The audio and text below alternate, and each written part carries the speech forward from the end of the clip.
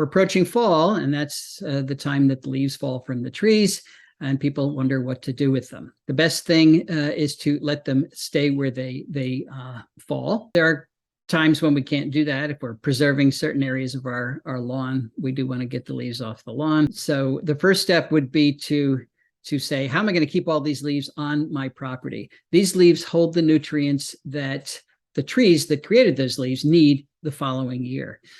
So we want to keep those leaves on the property so that the nutrients in those leaves can be broken down by detritivores, all those things living in the soil, return to the soil so that your trees can take up those nutrients again. The best way to do that is keep those leaves near the trees.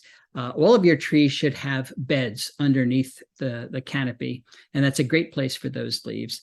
The best case scenario is to have a ground cover, a living ground cover of some type of native plant like wild ginger or Pachysandra, native Pachysandra, Virginia creeper, foamflower, lots of options there. And let the leaves settle down in amongst those plants. If you are raking leaves from part of your lawn into a flower bed, you don't want them to get too thick because that will smother some of the plants.